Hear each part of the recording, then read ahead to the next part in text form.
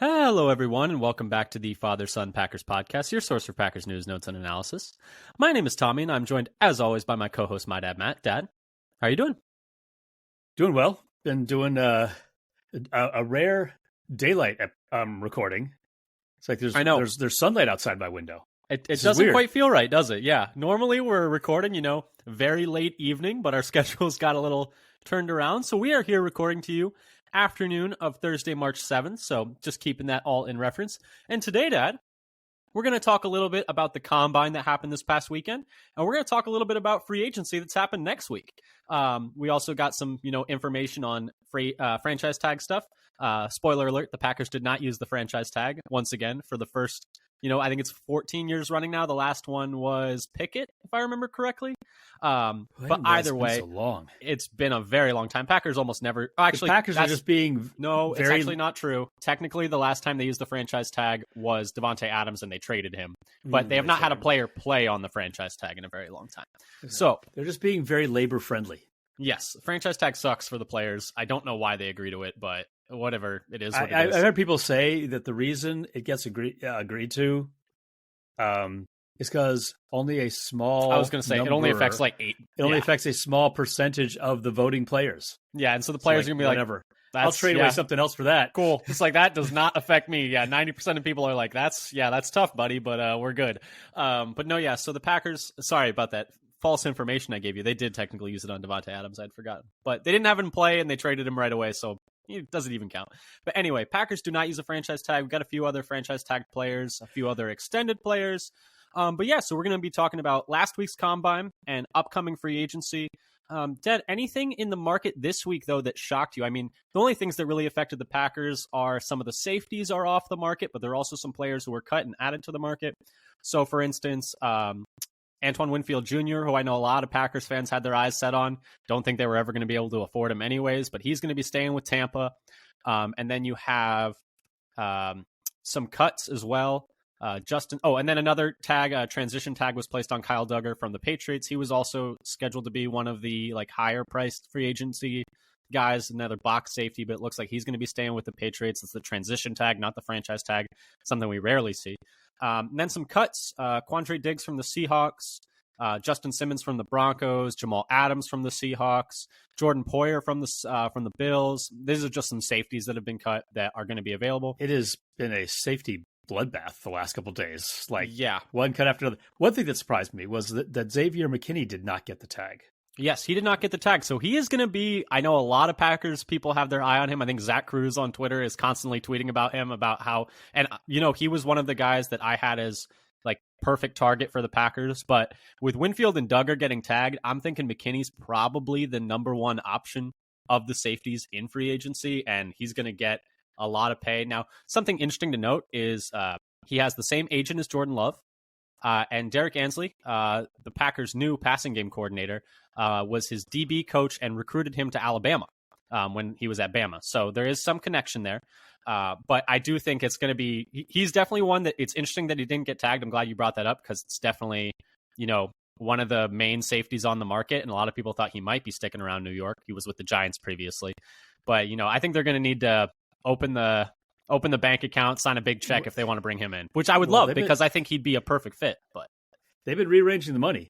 They have been rearranging the money. They say they're going to be players in free agency. It makes, the way the whole safety market has been going, it just makes me think more and more that by the time the draft comes around, they'll already have one and maybe even two potential starters on the roster. Yeah, I know PFF had Cameron Curl as they did their ideal free agent fits. And Cameron Curl was the one that they had with the Packers, which is another player that we talked about a couple episodes ago. There are a lot of really good safeties available. I don't think that they're going to go for any of the older ones because it's just not really their MO. But, it's something to keep an eye on. Linebacker market's a little less ripe. And then the other thing I wanted to note was right before we started recording, Tyrann Mathieu signed a 2-year, $13.5 million extension with the Saints. So just kind of keep that in mind when you're looking at, maybe that'll set the market for free agency for safeties a little bit. I know an extension's a little different. I know he's a little bit older, but, just keep that in mind. But Dad, before we start talking about or anything else you wanted to add there, I was just going to start touching on combine stuff.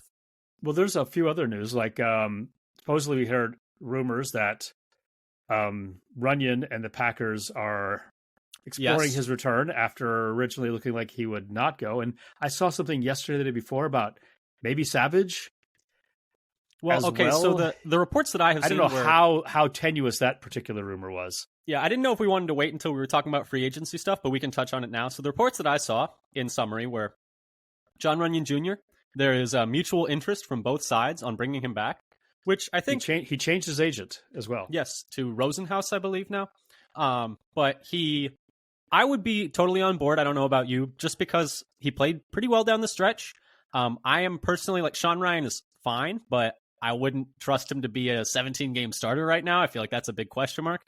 Just like having one less hole to fill, like on the team, on the roster right now, with I would say competent starter. I would say Runyon was for the first half of the season was really bad for Runyon. You can't put it any other way. But I would say he ended the season stronger than he started, and it's nice to have like a body there that you can trust at least, right? I don't know how you feel about it. Yeah, and I heard an interview of him saying that it wasn't till I don't know when he picked up the injury, but it wasn't until the end of the year that he started feeling better.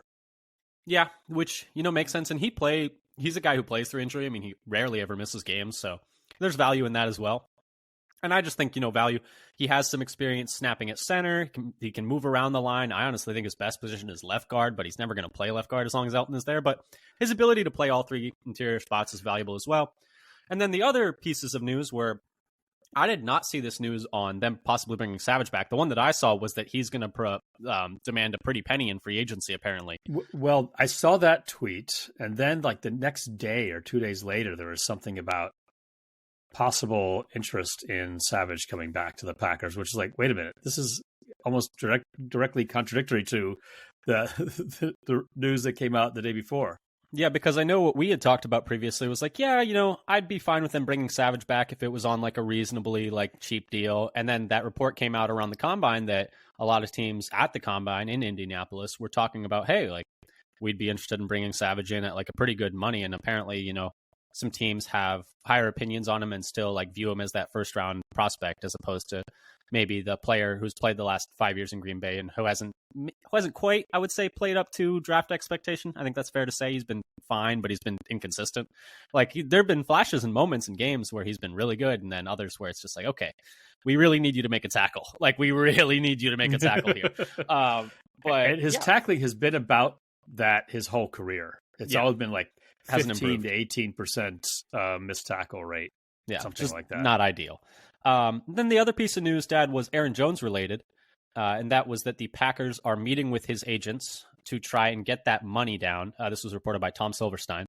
It was actually about the running back position in general. It was they were trying to talk to him to get that amount of money down that they couldn't have him play on this cap hit this coming year, essentially.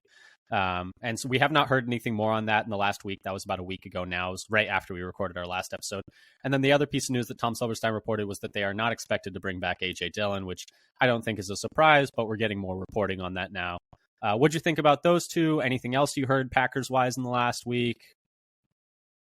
That's pretty much it. And the whole Jones and Dillon thing is not too surprising.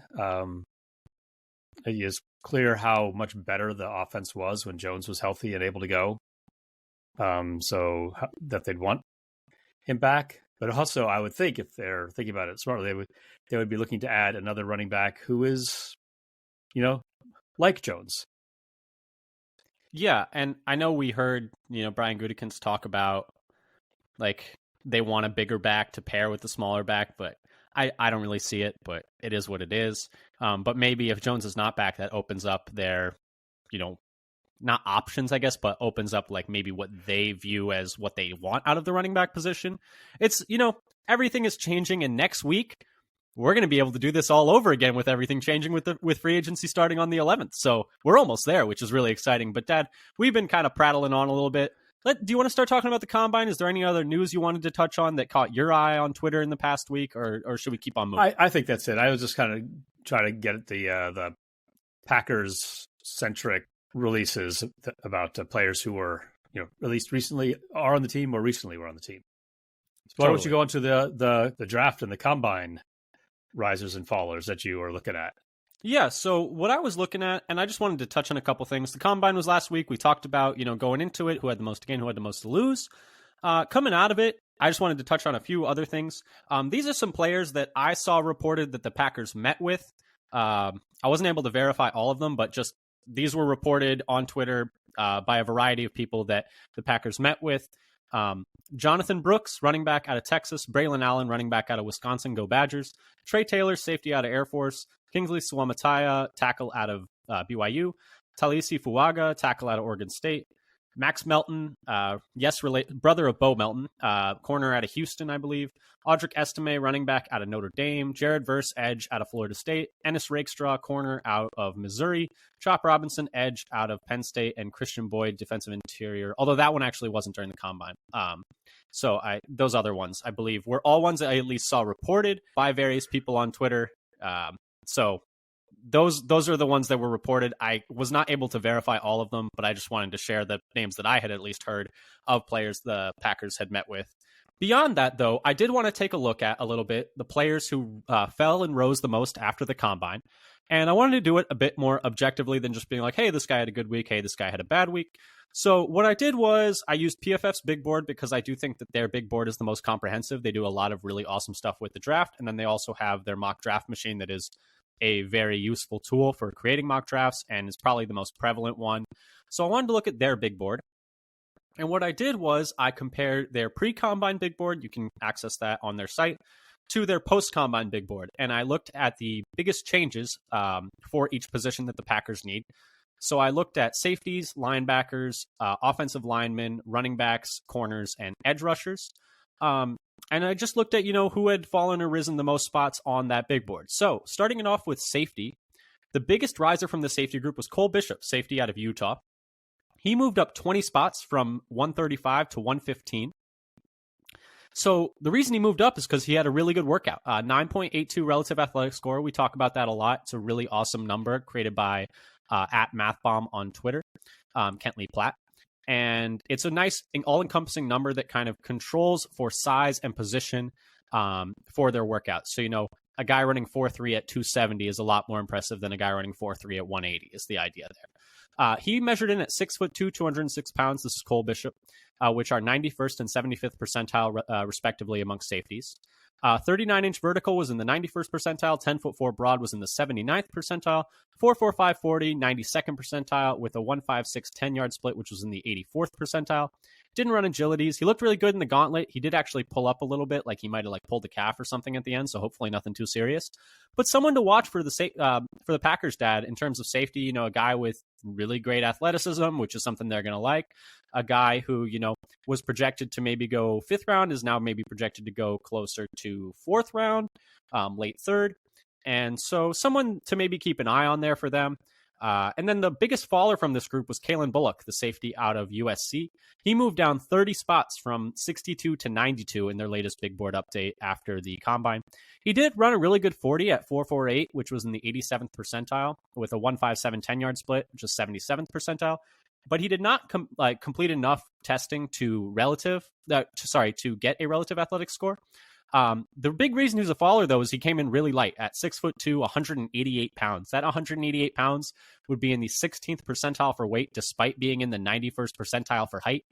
That's just going to be tough to play as a safety in the NFL if you're going to have to make tackles. Super skinny. And that's the main reason that he's falling because, despite running really fast, I just don't know if you can play safety in the modern NFL at that weight when you need to come down and fit the run. And maybe you can just be a single high guy, but how are you going to tackle these bigger receivers like AJ Brown, these et cetera, et cetera, et cetera, these guys who are monsters with the ball in their hand? If you're one-on-one with them in the open field, that can't just turn into a touchdown every single time. Or run support. I know. Yeah. So it's tough for Kalen Bullock. He was the biggest faller of those safeties. But yeah, so that's the safety group. Riser was Bishop. Faller was Bullock.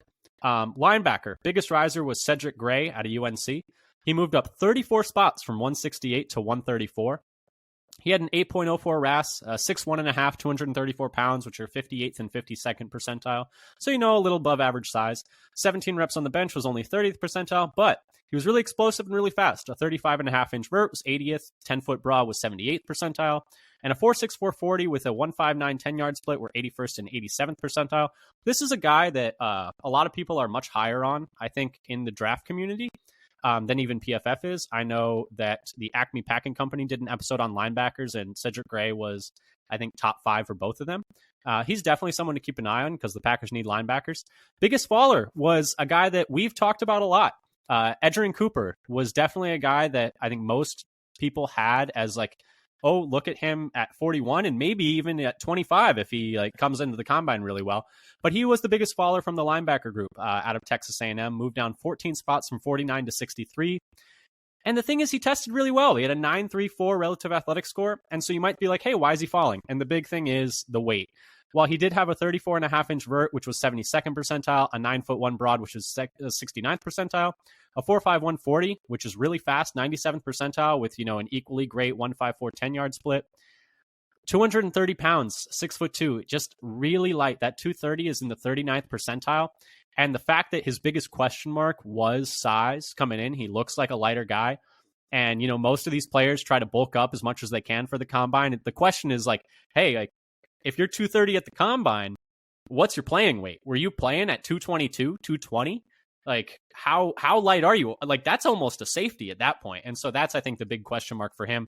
He's kind of fallen into that, hey, maybe late second round, maybe available at 57th. Although I do think scarcity at the linebacker position. I think a lot of people still have him as linebacker 2, he probably still behind seems, Peyton Wilson.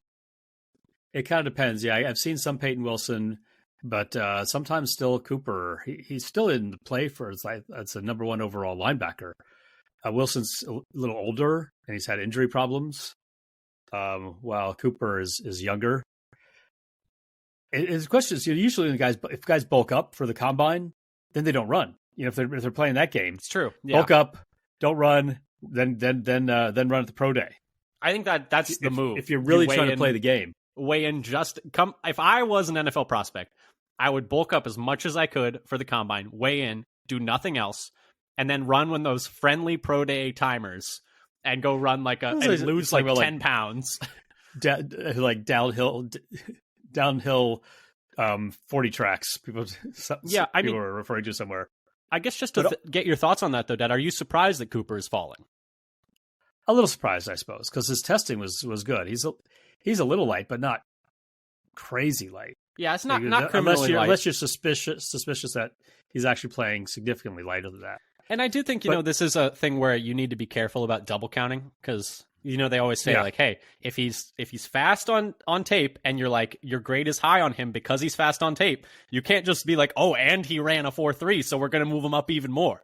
So I feel like I do see the counter argument that's like, hey, the concern on him is he looks like light on tape. And then he measured in light. You can't just bump him down again, I guess is the counter argument there. But 230, I was concerned when I saw 230. Yeah, I was thinking he might be upper 230s. But also you could say in terms of double bumping up or down, that when you're unsure, you do a partial move. And then when it's confirmed, it's okay, I'm moving him the rest of the way. Yeah, no, it's fair. And I think but also I'd say... Go ahead, sorry. Oh, look at some of these, the safeties. I think there are some possible, later round guys for these positions. Yeah. Both safety. I mean, Bishop was not the only one I think is maybe going to be available in third round. Though maybe he won't stay. Dadrian Taylor Demerson. Another guy who's out of Texas Tech, who's a third rounder. Well, kind of at the edge. Third, fourth. He tested really well, so probably third. Probably slip into day 2. Sione Vaki is another one for safeties that I could see the Packers having interest in. I mean, he's just a freak of nature. He played safety, and then they one day were like, hey, all of our running backs are injured. We need you to come play running back. And then he averaged 7 yards a carry and ran for 150 yards, which is just nutty. He's the other Utah safety. So if they wanted to bring them both in, wouldn't hate it. But you were saying that linebacker, and there's some later round linebackers who tested pretty well. Yeah, as well. Maybe didn't rise up the board. I always forget his name. It's Ulofoshio. Yeah, I believe that's right.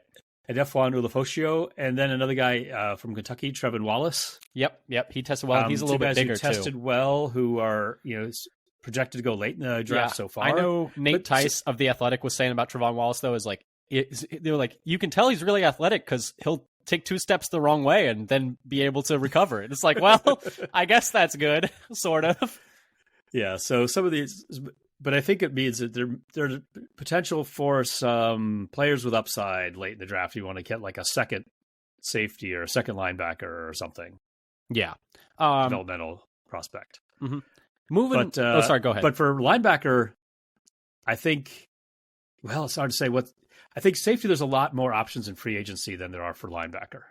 Yeah, linebacker, I mean, we'll talk about free agency coming up. But yeah, no, I do think the safety free agency class is a lot better. But I do think the safety, draft is better than the linebacker draft as well. So yeah, so you're right. That's the kind of the issue with linebackers. There's just no good linebackers, and I think it's something we're seeing around the league right now. There just are not enough good linebackers on these teams. I mean, everybody who's like 240 and super athletic wants to be an edge. Yeah, going to edge. Exactly. Moving on, the risers and fallers, though. Moving on to offensive line. Biggest riser was Roger Rosengarten, tackle from Washington. He moved up 40 spots from 187 to 147. So that was the second biggest rise of like any position, I believe, if I remember correctly. A 9.59 relative athletic score was the big reason for that. He's, slightly below average size at 6'5", 308 for a tackle. The fact that that's slightly below average size is shocking to me, but apparently it is. They're both around like 49th percentile. Tiny. But I know, right? What a little, he's just a little guy, He's barely over 3 bills. He's a small guy. But 33.5-inch arms. He hit that like 33-inch minimum that you kind of need to play tackle. A 30-inch vert was 79th percentile. 9'5" broad was 95th percentile for tackles. A 4.92 40 was 98th percentile, so really fast. And then a 1.73 10 was 92nd. And then ran a great shuttle as well at 4.6, which was in the 84th percentile. He didn't hit that magical 4.47 that's like, if you hit that, you're pretty much going to be a starting NFL lineman at some position. But still a really good one. And, the more you hear about him, the more you're surprised that he wasn't higher up to begin with. I mean, this is a guy who was a left tackle at Washington, I believe, or came in at left tackle, if I remember correctly. Yeah, but when Michael Penix... Sorry, go ahead. He's mostly played right tackle, at least the last 2 years. Well, that's what I was going to say. When Michael Penix came to Washington, they moved him over, because Michael Penix is a lefty. They moved him to right tackle to protect Penix's blind side, which is just kind of like a statement to what the Washington program thought of him. But yeah, so he's someone that's really interesting as, a 4th, 5th round guy.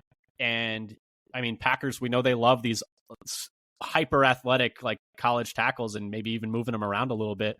So he was the biggest riser. And then one thing I was going to say about in terms of moving guys around that they like to do with these mid-round tackles, he hasn't shown whether he can play guard or not. Like some guys have already played multiple positions. He's almost the last 2 years been exclusively at tackle. Yeah. Without any snaps in the inside. Yeah. And then the biggest faller of this offensive line group was Sataoa Laumea, who's a tackle or guard from Utah. He moved down 11 spots from 125 to 136, so not a massive fall or anything, but he didn't have a relative athletic score due to lack of testing. He tested a little bit, but didn't do speeds or agilities. These percentiles were given against guards. So he was 6'4", 319, which is around 75th percentile. 32 and 7/8 inch arm, which is a little bit below what you would want at tackle, so it's probably going to be a guard at the next level. 26 reps on the bench was 70th. Just a 26-inch vert was 44th, and an 8'8" broad was 71st, and he didn't do any other testing. So he was the biggest faller after the combine of the offensive lineman. Didn't fall too far, though. Not necessarily a death knell, but just maybe not as explosive as people would have thought. And then, there's probably going to be a guard at the next level due to arm length. Any thoughts on those two linemen, Dad, or should I keep on moving through these risers and fallers? I got just running backs and corners and edges left.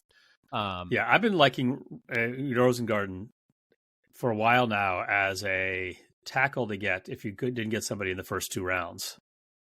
Yeah, and maybe that's not going to be. Maybe if he keeps moving up, he won't be an option there. But I think he's got possibility if you want to. If you end up picking like all defensive players in the beginning, and like you go linebacker, corner, safety, or something in the beginning, and he's a tackle you could grab later, and have some athletic upside. such a crazy tackle draft. I mean, a lot of these teams who need tackles are probably going to fill that need early on day one, or like day one, early day two, with I mean, Yeah. the latest mocks that I've seen have 10 tackles going in the first round, which I keep hearing think the talk about record double-digit tackles in the first round. and the record is 7, I think, if I remember correctly. So the record is going to crush the record. Beat it by 50% almost. Yeah, it's going to be kind of crazy. But biggest rises and fallers at running back. The biggest riser was Trey Benson, running back from Florida State, who moved up 18 spots from 134 to 116 on PFF's consensus big board. 9.77 RAS, and the big thing was he was fast. Man, he was fast. He ran a 4.3 940, 97th percentile with a 1.52 10-yard split, which is 95th percentile. So gets up to that top speed quickly and has a pretty impressive top speed. 10'2" broad jump was 82nd percentile. Only a 33.5-inch vert, which was 49th percentile, but at 6 foot 216, which were 87th and 71st percentile respectively. Good size, great speed, pretty good explosion. The vert's not great, but the broad jump is great. So he was the biggest riser. And then the biggest faller was Will Shipley, running back from Clemson, who moved down 8 spots from 124 to 132. I think it's mostly just due to lack of testing. He didn't test at all, but he did come in at 5'11", 206, so a little on the smaller side. And the fact that the biggest faller was just him and just moving down 8 spots pretty late in the draft kind of shows, the running backs mostly tested pretty well. And I was a little surprised that this wasn't, Bucky Irving, who I think was viewed as being a higher level prospect. He did fall as well, but just not this much. I'm surprised he didn't fall as much with, not being as fast as maybe people thought, and being smaller side. But I think it's just a testament to, people are pretty high on the depth of this running back class, even though there's not really a first round talent. And that most of the guys who were expected to test well did test pretty well. Audric Estime is a guy who, despite running the slowest 40 at the combine, still came out with a pretty good scores because he jumped really well and he's a bigger dude. But yeah, so pretty much my takeaway on the rises and fallers at the running back position is, Trey Benson, I think, is probably going to work his way to being running back 2 behind, Brooks, I think it seems like. And then Will Shipley, I think, if he had tested, I don't think he would have fallen as much, but it is what it is. Corner, though, rises and fallers. The biggest riser was DJ James, corner from Auburn. He moved up 34 spots from 138 to 104. I was a little surprised by this because he didn't test much. He didn't have a relative athletic score. He was 5'11 and a half, 175, which, that 175 is in the 9th percentile for corners, so really small. Decent height. 69th percentile for height. Ran a 4.43 40 according to the RAS. I know you saw on NFL.com they had it at 4.42. So really fast, which I guess is what raised him up the board. But I was a little surprised to see him as the biggest riser from the corner group, given that he didn't test in any other way besides running and measuring in. But, that's just what they have as the consensus board. And then the biggest faller was Chris Abrams-Drain, corner from Missouri. He moved down 14 spots from 94 to 108. 6'4" RAS, 5'11", 179. So, decent height, but a little on the lighter side. 33.5-inch vert, which was 35th percentile, so not as explosive as you probably would have want. Ran fine. Ran a 4.44 40, which was 85th percentile, with a 1.56 10, which was 74th. But, I think just smaller, not as explosive as you would want, mostly speed. He ended up falling there at corner. And then anything you wanted to add there, Dad, or should I just run through these last 2 guys? Oh, one thing I'd say is that for the corners, they must have felt that Rakestraw had some kind of injury that was bothering him when he was testing. Yeah, I was expecting Rakestraw. A little forgiveness for him not to drop so far. And I think there was talk, I heard on one podcast, that maybe he tweaked something in the vert or something, and so he was running hurt. Yeah, he mentioned that he felt like he had tweaked something and wasn't able to compete at his highest level, so he's going to be, attacking that pro day, it sounds like. I was also expecting Rakestraw to be the biggest faller. If I was just picking it subjectively, it would have been him, because he was a guy we talked about, hey, 25, I wouldn't hate if they took Rakestraw, but with the way he measured in, it was pretty below average in almost every testing facet, and on the smaller side, it's just not ideal. The other guy that I had as a riser was Mike Sainristil. He was just right behind DJ James of Auburn. Sainristil out of Michigan. He had a great testing as well. Came in really tiny, and you can see him. He is really tiny. You watch him on film, and you're like, that guy is small out there. Who was that again? Who was Mike Sainristil, the corner out of Michigan? He was another big riser. He's a potential. A lot of people have been thinking about him as a potential slot corner. Yeah, he's pretty much a slot only with his size, but He is someone that was like essentially right behind DJ James in terms of riser. I think he rose like 20 spots as opposed to 34. But the last position, edge, biggest riser was Marshawn Nealand, edge from Western Michigan. He moved up 28 spots from 89 to 61. 9.24. I've been liking him for a while. I've Yeah. been picking him in my mocks in the third round or so for Not anymore. a couple weeks now. No, You're not not anymore. going in the third round anymore. Not after this testing. 9.24 relative athletic score, 6'3", 267. So big fella on the edge. 43rd and 67th percentile respectively. 34.5-inch arms are massive for an edge. 35.5-inch vert was 87th percentile. 9', 11-inch broad was 81st percentile. 4.75 40, so he's fast too. That's like 79th percentile. Good 10-yard split. And then agilities, just annihilated the agilities. A 4.18 shuttle, that's absurd. 97th percentile. And then a 7.023 cone is 90th percentile. So, he just obliterated the testing. And then the biggest faller was Javon Solomon, edge from Troy. He moved down 19 spots from 92 to 111. 7.12 RAS, 6 foot, 246. So on the shorter side, 5th percentile, and on the lighter side, 18th percentile. 23 reps on the bench is decent. A 37-inch vert is great, 94th percentile. 9', 11-inch broad is great, 91st percentile. 4.7 240 is really good, 84th percentile. Just, I think a little smaller, and so you would expect those better athleticism numbers. But yeah, so he fell down post combine. Dad, any risers and fallers that caught your eye there, or do you want to move on to talking about what you were working on with free agency spending? Well, I would just say about Solomon. He must have come in smaller than they expected, because that's really the only real ding on him on this. 6 foot flat is pretty small for an edge rusher, right? That's a pretty short edge rusher. Yeah. He's got decent arm length at 33 and 7/8. Yeah, but he's maybe they just think he's too short and too that's light. The main thing too light. That's the main thing that's dinged him. Yeah.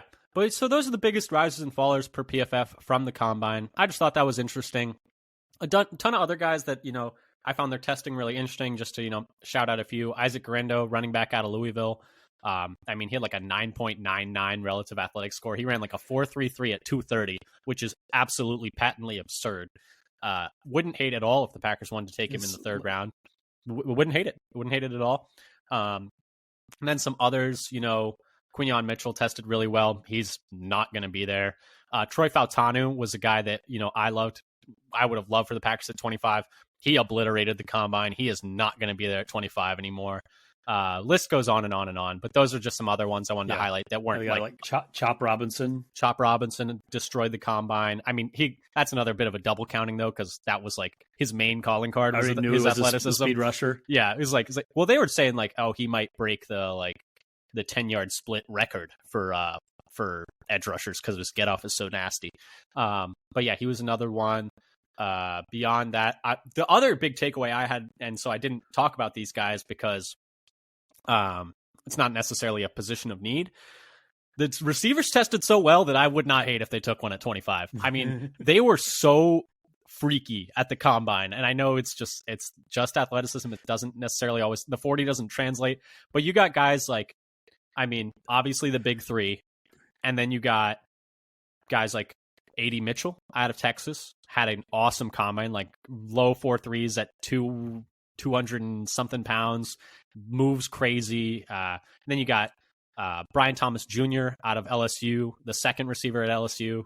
We know what happened with the last time the guy was viewed as like, oh, he's just the second receiver at LSU. It turned out he was Justin Jefferson. I'm not saying that Brian Thomas Jr. is Justin Jefferson, but he's really good. Some people, I saw PFF had him in a mock at 9th overall in the last one I saw. I have heard people say like you get like 10 offensive linemen and maybe like 7 wide receivers in the first round. Exactly. To take up 17 of those spots. All receivers and linemen this draft, which is cool. It's fun to watch. And then, Xavier Worthy broke the combine record for the 40, 4.21. Doesn't really matter, but it's cool. It's cool when people do that. It does not translate to success on the field, so just don't get too caught up in that. But he's super, super stupid fast. And then, Keon Coleman didn't have the best 40, but he had the best times in the gauntlet drill, which, famously Puka Nacua had really the highest speed in the gauntlet drill, which famously Puka Nacua did last year, and everyone saw how his rookie year went. So I wonder if teams are going to weight that maybe a little more heavily after last year. Who knows? Oh, that's interesting. But yeah, so my other takeaway was just like the receivers were so good that I wouldn't hate if they took one at 25. Wouldn't hate if they took one at 41. It's not a need, but couldn't hurt to have more weapons.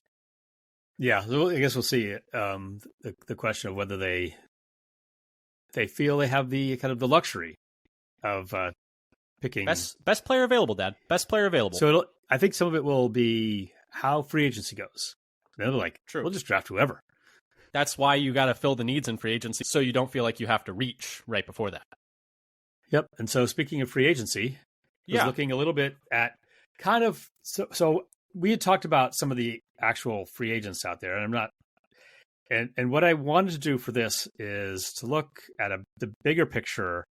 Mm-hmm. What position groups does it make the most sense to spend money on? Yeah. Wait, could I lead you in really quick with this one Diana Rossini quote that I found interesting? Sure. So Diana Rossini of The Athletic, she's super plugged in with GMs and front offices around the league. And I just thought this quote was very interesting and very, related to the Packers, looking at these positions specifically.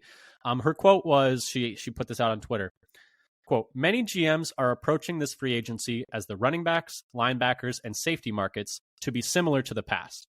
Lower deals than we may imagine. Depressed market for those positions. A lot of one-year deals," end quote. So I thought that was very interesting because if there's three positions the Packers need, it would probably be safety, linebacker, and running back. And the fact that I don't know about signing a running back free agent. Oh no, I mean maybe it all depends on if Jones leaves. I do think they would probably want to bring in a cheap vet. If for some strange reason they don't Jones doesn't come back, then I wouldn't be surprised if they signed a free agent. They would need to bring one, I would think. They could not get by with just Emmanuel Wilson on the roster, I don't think. But moral of the story, more so for safety and linebacker, but they are going to need a running back, is the fact that those markets seem to be depressed and teams aren't looking like, hey, like we're going to pay a premium for these guys. That's good for the Packers because that means they'll maybe be able to fill more needs than maybe they'll be able to sign two safeties. Maybe they'll be able to sign two linebackers. You don't know. But yeah, so just keeping my eye on that. I thought that was an interesting quote. But Dad, I'm just going to throw it back to you though, because you were doing some interesting stuff about how spending on each position correlated to winning. And I'm just going to throw it to you after that. Yeah. So what I was looking at, I was looking for any correlations between percent of cap spending at each position versus winning percentage. And so I got the data for the cap spending from SpotTrack since 2013, so the last 11 years. And the winning percentages I got from teamrankings.com. And so then for each position, what I did is I took the total roster spending on the cap, total roster cap spending. So that included like players who are injured or inactive for some reason. So players who got hurt during the year for something, they continue to count. Yeah, and you did it as a percentage of the cap to control percentage of the cap for each money year. going up. So rather than dollar amount, because that's gonna change over the years and completely muddy the waters. If you try to compare now to 10 years ago, it would just be a mess. That big change would just wash out a lot of the differences.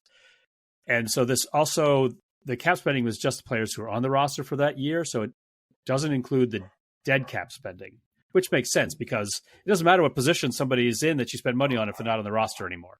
That's not contributing to that position group's effect on win percentage. So one thing that's maybe not too surprising, that the amount of dead caps you had actually in this case had the biggest impact on your win percentage. Makes sense. The more dead cap you have, the lower your win percentage is likely to be. And that was bigger than any effect of how much you spent on an individual position group. So none of these individual groups had that big of a impact alone. But the big surprise was that spending on safety had the highest correlation with win percentage based on the R-squared value of that plot of. So for each position group, we have like 350 data points with for each team for 11 years. So safety had the highest, and then because of the way the position groups are annotated in SpotTrack, it would take me a lot longer to disentangle it. The edge groups are split between, on some teams, the edge players are listed as defensive ends, and sometimes they're listed as outside linebackers. And then also, but some outside linebackers, if it's, I think, a 4-3, some of those linebackers got designated as outside linebackers. So you really have to go through and annotate it individually. So what I did, since I couldn't really look at the linebackers separately, I did the front seven, the D line plus the linebackers. That had the second biggest effect. So you're also talking about 7 players. So that's going to bump that up a little bit. Yeah, quarterback was the third most. So that was the biggest. Yes, in terms of a single player, that was the biggest effect. The safeties with 2 players is having a larger effect. Then amongst the skill position players, tight end actually had the most out of tight end, wide receiver, and running back. And maybe that's just that if you get a really good tight end, this may be more about scarcity rather than choice. Yeah. Not that teams are choosing to pay good tight ends or not. It's just that if you got one and you pay him, and it makes a big difference on your team. And also, yeah, there have been other studies that have shown that a good, like even a top of the end tight end market contract is just the most valuable thing you can have, because you're essentially paying like those top end guys 1,000-yard receivers, like you're paying them just like a 13 million a year receiver. Yeah, and they have generally tight ends have better longevity than wide receivers. I don't really understand how tight ends got screwed like this, where it's like, hey, I'm doing more than it sucks that this is always the guy that people bring up, but Christian Kirk is always like the guy that people bring up for like, hey, Christian Kirk's making $20 million. Like, and then these tight ends who are getting like 1,000 yards a year are making not a whole lot, like 70% of that, and they're better players and they play longer and they can do more things. But for some reason, tight ends just don't get paid. So, I mean, it is what it is, I guess. Yeah, they're just at the top market isn't as high. But it turns out that they're more valuable in terms of likelihood of winning. I think so. That's the thing you argue, like, but there's also scarcity. So why isn't it more if there aren't so many good ones to go around? Yeah, I don't understand the tight end market thing. It's like they're scarce. You see every team that is like the best team has like a pretty dynamic tight end, and they take a little while to develop. So like the rookie ones aren't really contributing that much. So it's good to have a vet. Yeah. So I mean, the tight end market thing will always confuse me, but it is what it is, I guess. And in thinking about the numbers that came out of the study here, the fact that the most productive tight ends are later in the career when they're on bigger contracts may be having some impact on the correlation between how much you're paying tight ends and your win percentage. Yeah, which, makes sense. So of the skill positions, running back was the last of the skill position players. And it was maybe 9 times less of an effect than tight end. But they weren't the last position group. Not dead last. Dead last cornerback. This is the biggest surprise of everything I saw here. Is that spending on corners had like almost zero correlation, like undetectable, probably not even significantly above noise, and 3 orders of magnitude less than safeties. Yeah, and I've always, we were talking about this before we recorded when we were looking at these numbers. It was like, yeah, having just one great corner doesn't really matter because, they'll just throw it to the other guy. The rate at which corners travel is lower than ever before. It's like the highest, I think last year was like 60%. I'm kind of pulling that number out of where because I don't remember it exactly, but I remember it was not very high. It was not as high as I expected. Even the corner that traveled the most, I think it was Sauce Gardner. Teams don't play. You can't play man every snap anymore. You're playing a ton of zone, and so it's not surprising to me that spending on one corner alone would not correlate that much to improved winning. But it is surprising, that it's lower than all these other positions, lower than running back, lower than et cetera. Right.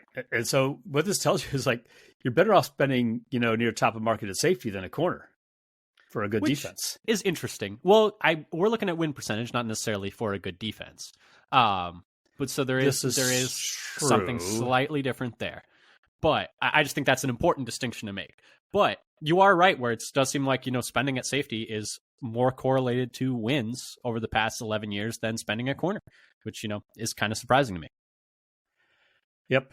Now, the edge group came in at like the fifth highest correlated group, though that is a little bit probably diluted by some off-ball linebackers being mixed in. Since I didn't have time to basically hand annotate all the players to get to separate them into groups. Yeah, and I do think you could also make the argument that it's probably a little lower because edge is one of those positions where it's not very complicated. You just go get the ball, and so a rookie can contribute faster than maybe other positions. Right. Some of this may be an effect of players on rookie contracts, which I think is why you have like running backs so low, because rookies can contribute right away. Yep. So what this doesn't, it would be interesting to do this as well on a draft capital spending analysis. Definitely. That I haven't done and figured out exactly, how to rank teams' active rosters and where they drafted certain players or where certain players who are currently on their roster were drafted. That'd be another way to look at how you should allocate your resources. And that's something I haven't done yet, but would be interesting. It might be that some positions would actually bump up. It's like, yeah, you want running backs and, you want them in the, second through fourth rounds or something rather than, but that's for another day. Yeah. O-line was not as high as I expected, and especially not as high as it was when I first had a typo in there. Yeah. Having a typo will definitely make it seem more correlated, huh? But forgetting a zero is surprisingly important. So it ended up down to the bottom. It was fourth from the bottom, just ahead of defensive tackles. So that took out the defensive ends. So I was looking at the interior defensive line, though it's a little bit muddled as well because some of the ends are, 3-4 defensive ends rather than 4-3 defensive ends. Yeah, there's a little noise there. There's a little bit of noise there. I did think, it was interesting that no individual position was higher than just overall spending, overall non-dead cap spending was the highest correlated, which, makes sense. But I was a little surprised that there's just no individual position amongst any of these that was maybe even more correlated to wins. Which, right. I mean, I think the common wisdom would have been, quarterback's going to be way more important than anything else. And I thought it was going to be more important than just even the sum total. But no, the sum total of just spending, which I guess, makes sense. Non-dead cap spending, the more you spend, the better your team raises everybody. Yep. And having dead cap is bad. Having dead cap is bad. Having dead cap is bad. Who would have known? Shout out the Broncos taking an $85 million. Do you know that so that's the highest. So the Broncos cut Russell Wilson. They're taking an $85 million dead cap hit. His 5-year extension has not even kicked in yet. That is higher. So the $85 million, the record for dead cap ever. The second highest ever was $40 million. So it is over twice as high as the previous high in dead cap. That was astounding to me. I know this has nothing to do with the Packers, but I just thought it was interesting. Sorry, Dad, go ahead. Yeah, well, this past year, Packers were in like the top 5 in terms of dead cap. Yeah, amount of dead cap. Shout out that Roger Steele. But anyway, anything else you wanted to talk about spending wise, Dad? Any other numbers stick out to you from those correlations, or should we wrap it up? I think that the two biggest surprises for me were safety at the top and corner, not only at the bottom, but way at the bottom. It's like 2 orders of magnitude almost less than running back. Yeah, it was very surprising. Which was the second least correlated. Yeah, but hopefully, speaking of safety and spending at safety, we're going to get to see some of that next week. And come tune in next week as we break down free agency. We're going to be recording essentially after the free agency moves are made. Hopefully we'll have a good amount of stuff to talk about. Hopefully the Packers will make some additions to a roster that I think is in need of those additions. If you like what you heard here today, come give us a follow on Twitter at FatherSonPacker. We tweet out when we have new episodes out, stats and numbers that we find when we're researching for these episodes that we find interesting, articles and videos and other content from other Packers content creators. We're retweeting all the time that, like, hey, we found this really interesting. We hope you find this really interesting. Pretty much one-stop shopping for everything Titletown. Tweet out like roster moves, coaching moves, Packers news, et cetera, et cetera. And then subscribe to us on your podcast platform of choice, whether that's Apple Podcasts, Google Podcasts, Spotify. We even put all our episodes out on YouTube as well. If you want to subscribe to us there, it would really help our numbers. But yeah, thanks so much for listening. We'll be doing an episode every single week for the rest of the offseason, and then 2 weeks during the season. We'll be doing mock draft Mondays on our Twitter. Once again, that's at FatherSonPacker every single week until the draft. We're going to be breaking down free agency next week, draft coming up, mini camp, training camp, rookie camp, OTAs, et cetera, et cetera, et cetera. Everything Packers. We'll be right here for it. But thanks again for listening. And until next time, go Pack Go. Go Pack Go.